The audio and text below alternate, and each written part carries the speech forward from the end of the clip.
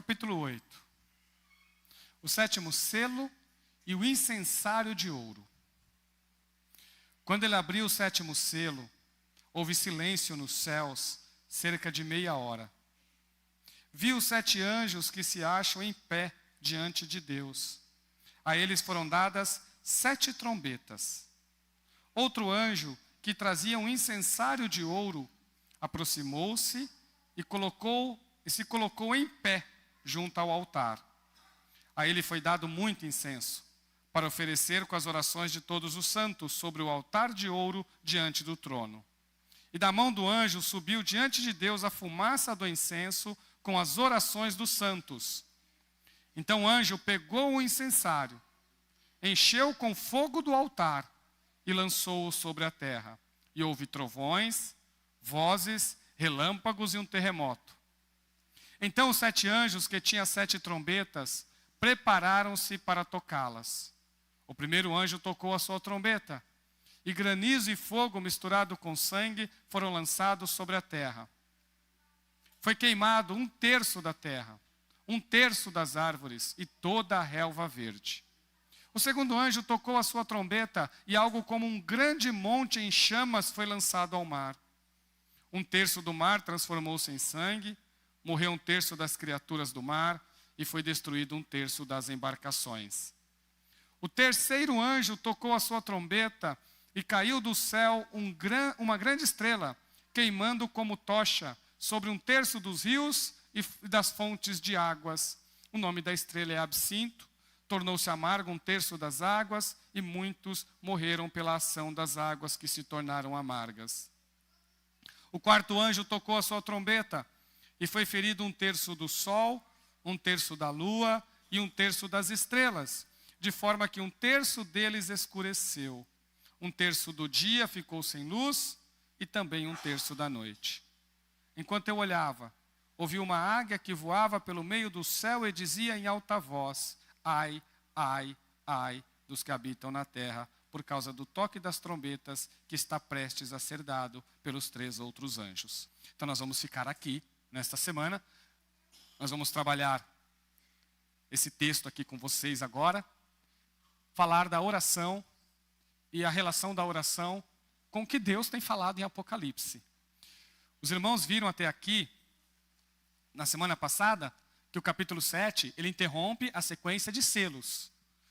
E ele tem um propósito para isso. O propósito é dizer para toda a humanidade que está em julgamento, que Deus tem seus escolhidos, que Deus tem aqueles que Ele protege, que Deus tem aqueles que Ele guarda, que Deus tem aqueles que são selados, que Deus tem aqueles que possuem a marca do Cordeiro. Esses aí são guardados por Deus do julgamento.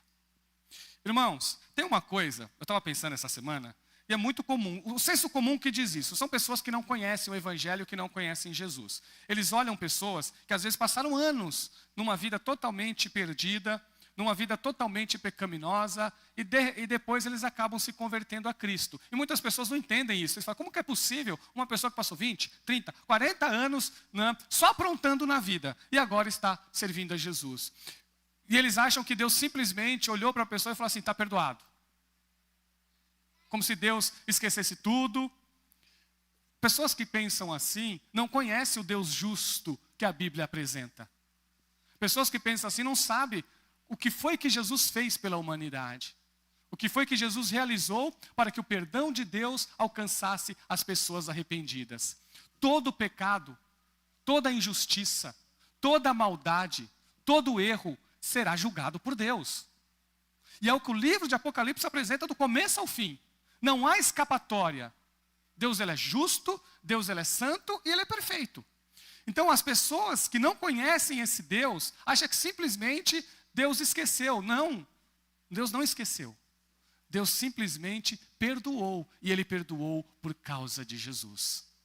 Então, o que Jesus fez foi pagar o preço da penalidade do pecado que era nossa. Quando a pessoa se rende a Jesus, os seus pecados são perdoados porque Jesus morreu no lugar dessa pessoa. Então, o juízo aconteceu, a justiça aconteceu, a ira foi derramada já. todo pecado causa a exclusão da pessoa de Deus. E como nós não conseguimos viver sem pecar, não existe esperança, não existe solução, não existe nada fora de Cristo. Então, quando as pessoas podem passar 30 anos de uma vida de pecado, ou 10, pode ser pecados graves ou não, ela está distante de Jesus. Quando ela se entrega a Jesus, ela recebe o perdão. Porque a ira de Deus foi derramada na cruz do Calvário. Porque a ira de Deus foi derramada lá. Lá, Deus julgou o pecado da humanidade. E aqueles que se rendem a Jesus recebem o perdão dos seus pecados. O que o livro de Apocalipse diz? Que esse é o Deus das Escrituras. Essas pessoas protegidas, essas pessoas seladas do capítulo 7, elas foram seladas porque o Jesus está aqui, olha. Olha o Jesus, que está aqui lá no capítulo 5, que diz assim no versículo 10. Tu és digno de receber o livro, de abrir os seus selos, pois foste morto e com teu sangue compraste para Deus gente de toda tribo, língua, povo e nação. Tu os constituíste reino e sacerdotes para o nosso Deus e eles reinarão para todo sempre. Por causa do Jesus, que foi morto e com seu sangue comprou para Deus pessoas de toda tribo, língua e povo e nação. As pessoas que se rendem a Jesus recebem perdão. É por isso que eles são protegidos. É por isso que eles são guardados. Eles são guardados pelo Cristo. Eles são guardados pelo Cordeiro que foi morto. E por esta razão eles são protegidos e selados. Eles têm a marca do Cordeiro, que é o Espírito Santo habitando neles. E essas pessoas oram. Aí entramos no 7º selo. Como funciona o Apocalipse? Eu vou passar para vocês a melhor maneira de entender. O Apocalipse ele é cíclico. Ele não é linear. Então não é que uma coisa está acontecendo depois da outra e vai acabar lá no capítulo. Não, as coisas vão acontecendo de forma cíclica, elas vão retornando. Eu vou dar um exemplo para vocês. Acabei não anotando aqui, mas por exemplo, quando nós chegarmos aqui no primeiro anjo tocando a trombeta, fala que toda a erva verde, toda a relva verde, toda a grama, tudo aquilo vai ser destruído do planeta. Então animais não vão poder nem se alimentar direito mais, os animais vão correr risco de morrer. Lá no capítulo 9 já fala que tem relva lá. Se no capítulo 8 está dizendo que acabou tudo, por que no 9 está falando que já tem de novo? Porque é cíclico. Não? Então, a intenção do Apocalipse não é falar assim, olha, aconteceu isso. Nós já voltamos, lá no capítulo 6 já falou do escurecimento do sol. E aqui está falando de novo. Então, a melhor ideia de entender é assim. Vamos falar dos selos, que nós estamos concluindo agora. Os 4 primeiros selos se referem a toda a era da igreja, que são os 4 cavaleiros. Os 2 últimos, o 5º e o 6º, se refere ao período final, à história final da humanidade. E o 7º está sendo dito agora, que é o que vai inaugurar as 7 trombetas. É a mesma coisa com as trombetas. Nós temos as primeiras 4, que nós vamos ler agora, que ela se refere a todo o período da igreja. Desde a vinda de Jesus até a volta de Jesus. Então, isso aqui é para nós. Aí depois, o 5º e o 6º, a 5ª e a 6ª trombeta e a 7ª trombeta já se refere ao período final. Da mesma forma, lembrando que entre a 7ª trombeta e a 6ª também tem um interlúdio, também vai ter lá o que a gente chama de uma interrupção para Jesus, para ser trabalhado por João, outras visões que ele tem. Então as visões elas são dadas uma depois da outra. Mas o livro não é para ser lido como se fosse uma história de começo, meio e fim. Não, o meio e o começo, o meio e o fim, ele vai sendo repetido no decorrer do Apocalipse. Ele vai se repetindo. Tudo bem? Vocês entenderam agora? É melhor ver assim, gente. É a melhor maneira. Foi o melhor jeito que nós conseguimos entender. Assim a gente consegue entender melhor a mensagem do Apocalipse. A gente consegue perceber qual é o projeto de Deus, né, para toda a história da humanidade, para toda a história da igreja e para o fim escatológico, que é o Cordeiro de Deus que está estabelecendo. É o plano que Deus estabeleceu para todo este mundo. Então, para aqueles que não recebem Jesus, para aqueles que se negam a conhecer a Cristo, aqueles que não querem saber de Cristo em suas vidas, o que reserva para essas pessoas é exatamente o juízo de Deus. E para aqueles que recebem a Cristo no seu coração e na sua vida, esses são os guardados, esses são os selados e estes são os protegidos por Deus. Vamos ler o primeiro versículo aqui. O que é que nós vamos falar? Primeiro, olha aqui. Quando ele abriu o 7º selo, o anjo abriu o 7º selo, aliás, Jesus, né? Porque foi Jesus que abre. Lembra quem é digno de abrir os selos? Quando ele abriu o sétimo selo, houve silêncio nos céus, cerca de meia hora. É dramática a cena. A cena é dramática. O último selo está sendo aberto do livro, que só o Cordeiro é digno de abrir. E nesse último selo, um silêncio no céu. Tudo isso vai para o Antigo Testamento. É comum no Antigo Testamento a gente ver Deus trazendo juízo, nós vemos Deus julgando e Deus atuando em meio à impiedade, períodos de silêncio, períodos de espera, períodos para aguardar o que Deus tem para fazer. E é isso que a gente observa aqui, é uma expectativa.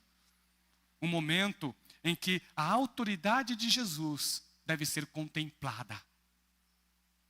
A autoridade de Deus deve ser analisada de maneira tranquila, de maneira silenciosa. Marvin Newell diz assim: a oração, ela se apodera do plano de Deus e se torna o elo entre a sua vontade e o seu cumprimento na terra. Porque quando há um silêncio, João vê 7 anjos, que se acham em pé diante de Deus.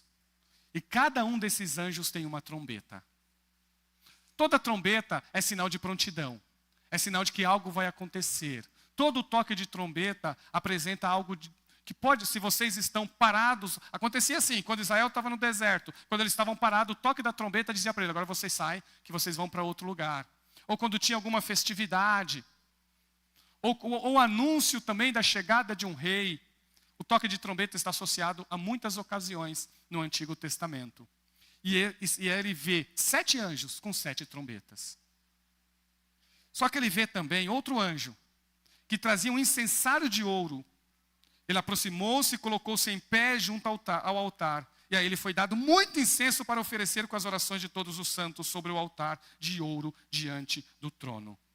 E da mão do anjo subiu diante de Deus a fumaça do incenso, que são as orações dos santos. Então o anjo pegou o incensário e encheu-o com o fogo do altar e lançou-o sobre a terra, e houve trovões, vozes, relâmpagos e um terremoto. O que a gente começa a ver aqui? A gente começa a ver, né, a autoridade de Jesus sendo contemplada. Só que nós começamos a ver também que essa autoridade acabou sendo delegada para os anjos, porque os anjos que tocaram. Isso é importante, gente. Quando Deus quer nos abençoar, quando é da vontade dele realizar algo na nossa vida, se ele quiser fazer isso por intermédio de anjos, ele faz isso por intermédio de anjos. E ele realiza a tua obra, ou a sua fala resolve, ou ele atua de forma direta, ou ele envia anjos para atuar. Quem decide isso é ele. Os anjos são dele. Ele é o Senhor dos céus, da terra e de todo o exército que há no céu. Existem milhares e milhares e milhões de anjos a serviço de Deus. E eles servem a Deus no serviço a nós. Olha que interessante. Eles servem a igreja. Anjos de Deus servem os santos de Deus. Mas quem decide como se faz é Deus, não somos nós. Ele não é nosso, os anjos não são nossos empregados. Porque a gente acha que a gente pode decidir o que o anjo tem que fazer. Não, eu já vi muita gente fazendo culto para anjo, dizendo o que o anjo tem que fazer, como se ele pudesse mandar em anjo. Não, gente, ninguém se manda em anjo, não. Quem declara o que o anjo tem que fazer é Deus. A nossa função é confiar em Deus. E crer que Ele tem um exército angelical ao seu dispor. Que Ele utiliza a hora que Ele quiser. Devemos lutar em oração. John Piper que fala isso. Devemos lutar em oração e jejum pelas coisas que sabemos que são a vontade de Deus em nossas vidas e famílias, e em nossa igreja, e em nossa cidade, e em nosso mundo. Mas em geral, provavelmente deveríamos deixar para Deus como Ele usará os anjos para realizar o seu trabalho. Deixa com Ele. Anjo deixa que Deus cuida. Deixa que Deus decide qual anjo Ele vai enviar.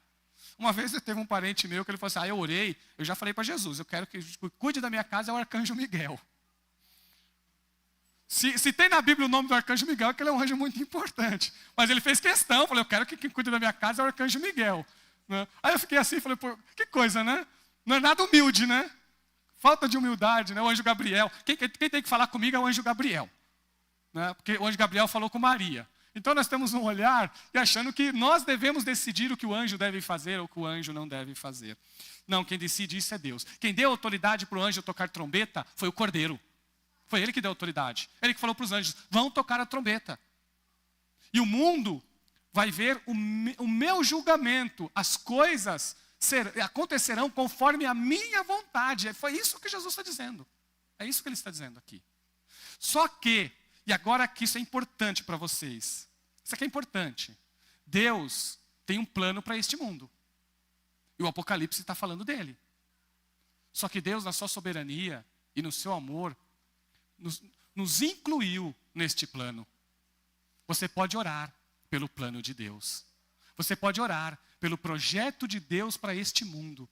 Você pode orar para que Deus realize as tuas obras em todo este mundo aqui.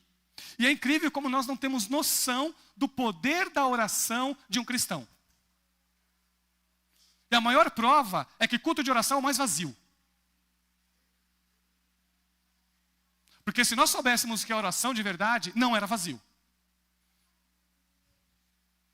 Se é vazio, é porque a gente não sabe o que é. Nós não temos noção. Olha aqui, gente. Deus está falando do plano dele para toda a humanidade. Os santos estão orando. As pessoas que morreram pelo testemunho do Evangelho, estavam diante do trono clamando. Está lá no capítulo 6 isso. Eles estavam clamando. Falou, Senhor, não está na hora já? Não está na hora, Senhor? Até quando o Senhor vai permitir que a maldade prevaleça? Até quando o Senhor vai permitir que o mundo fique do jeito que está? E Deus falando, espera. Deus disse para ele, espera. Deus está respondendo para eles, espera. Ainda tem servos de Deus que virão até mim. Ainda não se completou o número das pessoas que vão sofrer pelo amor do Evangelho. Olha o que ele diz para essas pessoas. O capítulo 8 é a resposta, tanto o capítulo 6, depois dele, Deus já começa a responder a oração das pessoas que estão orando. Então, olha aqui, as trombetas é resposta de oração. E agora? É resposta de oração, as trombetas. Muda tudo, né? Porque a gente acha que livro de Apocalipse é livro de terror. Não, Apocalipse é livro de fé, é livro de esperança. As trombetas são enviadas porque os cristãos estavam orando. Porque Deus, na sua soberania e no seu amor, incluiu as nossas orações. Ele disse assim, olha, vocês vão participar do meu plano para este mundo. Ele fala que nós vamos reinar. Se ele fala que nós vamos reinar com Cristo, ele não permitiria que nós participássemos do plano redentor dele para a humanidade. Então, irmãos, orar para que o reino de Deus venha é oração cristã, é oração bíblica. Nós só queremos orar pelos nossos próprios prazeres. E nós esquecemos que Deus tem plano maior que o nosso prazer. Nós queremos o nosso bem-estar físico, emocional, o nosso bem-estar social, é isso que nós buscamos. Inclusive na oração. E se esquecemos que Deus tem um projeto e um plano que ultrapassa a minha individualidade. Que envolve toda a humanidade.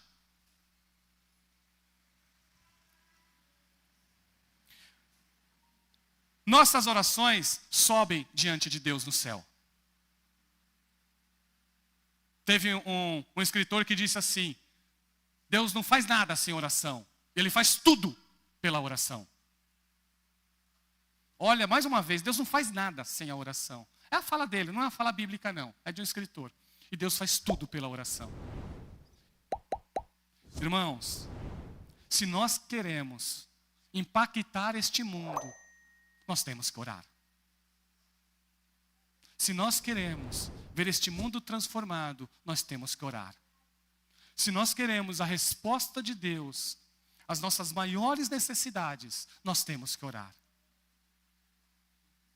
Deus, Ele realiza as tuas obras através da nossa oração. É por isso que a nossa oração tem que ser conforme a vontade de Deus. Por isso nós temos que orar conforme a vontade de Deus. Porque nós vamos estar participando do plano dEle.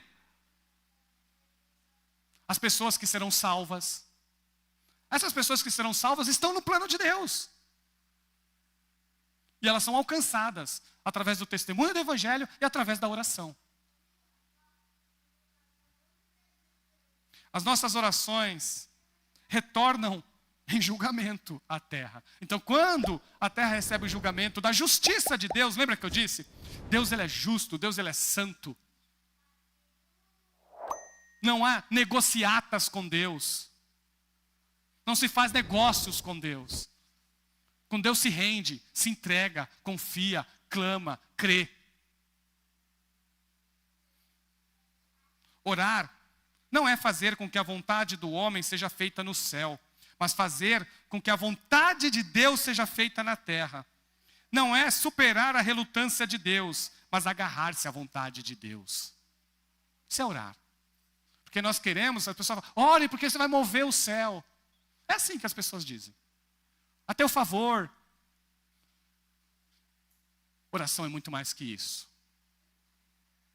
Oração é buscar a vontade de Deus aqui, ó. A vontade de Deus aqui. Isso é oração. Não é querer fazer a nossa vontade lá. Como se nós pudéssemos manipular Deus. Como se de alguma forma ele fosse manipulável. A gente até inventa fórmulas, né? Jesus, me dá prosperidade porque eu vou ajudar o pobre. A gente até cria historinhas, achando que nós vamos manipular Deus, achando que Deus vai ouvir e vai se impressionar com isso. Você acha que Deus vai se impressionar com esse tipo de oração? Não conhece Deus. Como se Deus não conhecesse o nosso interior. Senhor, me dá aquela casa luxuosa porque eu vou fazer festa para os teus filhos toda semana. Os crentes. Como se nós pudéssemos enganar a Deus. A oração envolve muito mais do que nossos próprios prazeres e deleites. Aliás, o Tiago diz exatamente isso. Fala assim, vocês oram mal. Vocês oram mal. E oram e não recebem nada. Porque vocês oram para suprir somente os seus deleites, os seus prazeres. São orações egoístas.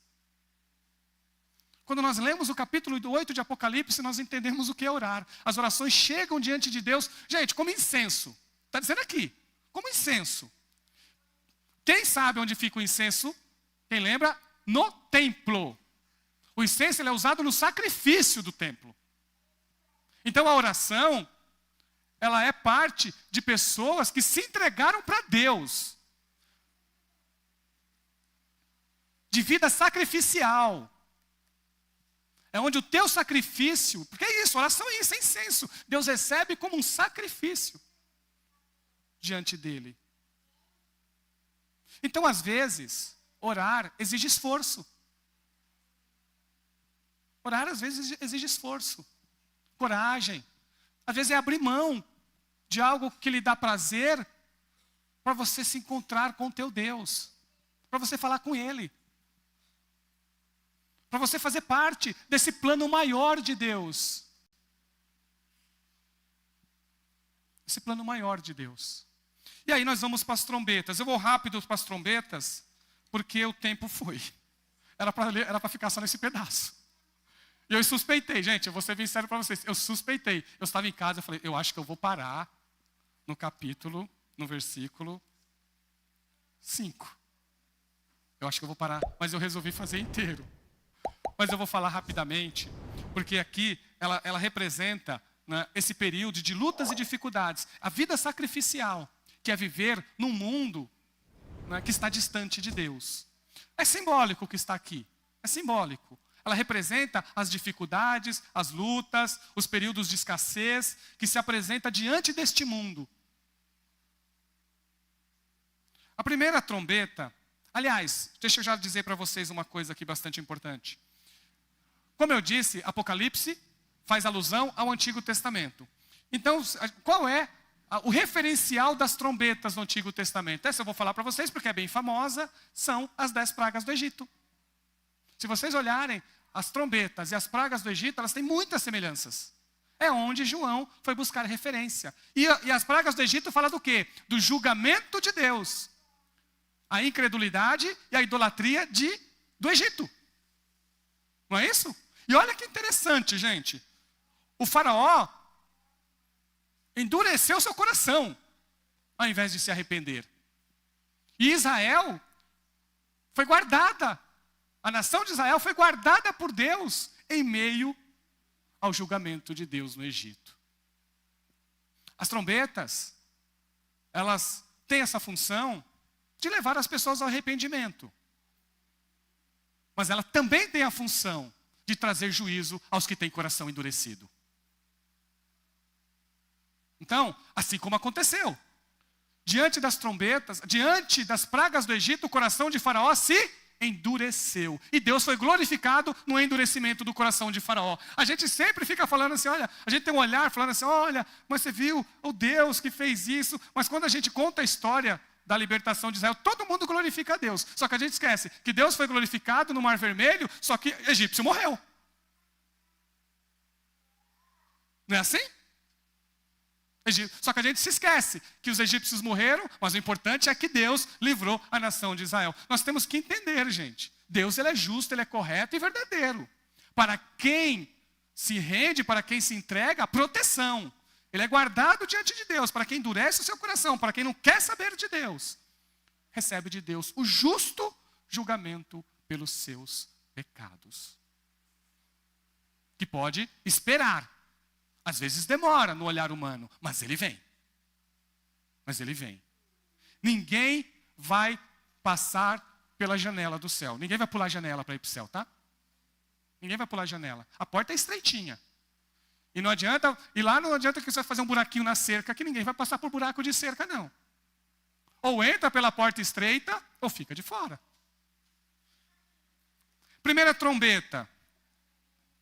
Lá no versículo 7. O primeiro anjo tocou a sua trombeta, e granizo e fogo misturado com sangue foram lançados sobre a terra. Primeira trombeta, eu anotei para não esquecer aqui, 7ª praga do Egito. Eu não vou ler, mas está lá em Êxodo 9, do 22 ao 23. Essa é a primeira trombeta. Olha que ela começou a atingir, uma chuva de granizo, de fogo, começou a atingir parte da terra. Não é uma destruição total, não é ainda o final da história, é o decorrer da história. Ainda é, se for pensar em Jesus, o princípio de dores. Se for pensar em Jesus, é princípio de dores que ele está falando aqui. Seria no linguajar de Jesus, na forma como Jesus se expressou. Aqui é na forma como é dito para o João.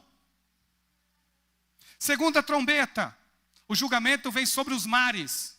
Aliás, a segunda e a terceira trombeta vai fazer alusão à primeira praga. Deixa eu ler para vocês aqui. O segundo anjo tocou a sua trombeta e algo como um grande monte em chamas foi lançado ao mar. 1/3 do mar transformou-se em sangue. Morreu 1/3 das criaturas do mar e foi destruído 1/3 das embarcações. Olha a escassez de alimentos, os peixes morreram. Olha as embarcações que eram grandes, onde se fazia o comércio no mundo antigo. O comércio no mundo antigo até hoje se faz com embarcações. Elas começam a se perder. O terceiro anjo, ainda no terceiro anjo, né? O terceiro anjo tocou a sua trombeta e caiu do céu uma grande estrela que queimando como tocha sobre 1/3 dos rios e das fontes das águas. O nome da estrela é absinto, que é uma planta amargosa e venenosa. Tornou-se amargo 1/3 das águas e muitos morreram pela ação das águas que se tornaram amargas. Tudo isso aqui representando a dificuldade, seja econômica, seja social, simbolizando um mundo cada vez mais difícil de se viver. Onde Deus traz dificuldades para ver se a pessoa se arrependa. Mas se ela não se arrepender, se ela endurecer o seu coração, o juízo é justo para ela. Então, a segunda e a terceira trombeta faz referência lá à primeira praga, quando as águas se tornarem sangue no Egito. Eu coloquei assim, acerca da primeira trombeta. Deus, ele é soberano no julgamento sobre a terra. Na segunda trombeta, Deus é soberano no julgamento sobre os mares. Na terceira trombeta, Deus é soberano no julgamento dos rios e das fontes. E na quarta trombeta, Deus é soberano em julgamento sobre os céus estrelados. E aí nós temos lá no versículo 12, o quarto anjo tocou a sua trombeta e foi ferido 1/3 do sol, 1/3 da lua e 1/3 das estrelas. De forma que 1/3 deles escureceu, 1/3 do dia ficou sem luz e também 1/3 da noite. Se referindo à nona praga, que foi a grande escuridão que acontece no Egito. Então o Apocalipse fazendo referência ao julgamento de Deus aos egípcios, que não se arrependeram. Houve lá um período em que o faraó acabou deixando Israel ir, mas depois o seu coração se endurece novamente e ele persegue Israel. Deus trazendo julgamento à incredulidade, à idolatria, à rebeldia, ao distanciamento de quem Ele é Deus. Eu vou terminar aqui falando para vocês sobre algo que é extremamente importante. Os alpinistas, é bem interessante o trabalho deles, né? Eles passam mais tempo planejando do que estando lá nos montes, nas montanhas. E eles precisam fazer um planejamento rigoroso, porque ser alpinista é fazer algo que corre, que pode morrer. Então o que eles fazem? Eles, ao começarem o trabalho de subida das montanhas, eles fazem todo um planejamento, mas eles não esquecem que eles precisam fazer pontos de apoio. Eles fazem ali ancoragens, né? Ancoragens. Porque se acontecer alguma coisa, aquilo lá trava e ele não vai até o final, ele não morre, fica preso lá.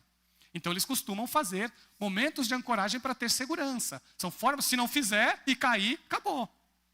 Então eles fazem. Então eles tomam todo o cuidado para colocar nas rochas, lá nas fendas, as suas âncoras, lá onde eles passam a corda, para eles conseguirem ter segurança até chegar lá em cima. O Eugene Peterson fala sobre isso. E ele fala o seguinte: nossas ancoragens ou proteções surgem quando nos lembramos e nos apegamos aos momentos em que experimentamos a fidelidade de Deus em nossas vidas. Cada oração respondida, cada vitória, cada tempestade acalmada pela sua presença é um ponto de ancoragem que nos impede de cair, de perder a esperança, ou pior ainda, de perder a fé. Cada ancoragem em nossa vida é um exemplo de fidelidade de Deus para conosco. À medida que ascendemos no reino de Deus, também percebemos que cada experiência, cada vitória é apenas um trampolim em direção ao nosso objetivo final de terminar a corrida e receber a coroa de glória. Nós servimos a Jesus com as nossas orações. Nós servimos a Jesus cada vez que Ele cuida de nós, Ele responde às nossas orações. Quando nós intercedemos, quando nós buscamos, irmãos, se que nós queremos ver a ação de Deus no nosso bairro, na nossa igreja, no nosso país, não é com discussão política que vai se resolver, é com oração. Quem dera Deus nos despertasse para sermos um grande exército de pessoas que clamam a Ele dia e noite. As mãos de Deus, os braços de Deus, os olhos de Deus estão voltados para aquele que ora.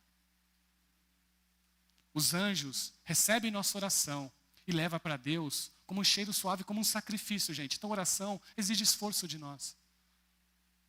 Jesus morreu por nós, intercedeu por nós. E é o nosso grande exemplo nessa labuta, nessa batalha de vida. Não perca, gente, essa oportunidade. Mais uma vez eu vou repetir para vocês, porque aí vocês vão ter um novo olhar do Apocalipse. As trombetas são respostas de oração. É Deus respondendo a oração dos seus santos em busca do seu reino. Em busca do seu reino, em busca da sua presença.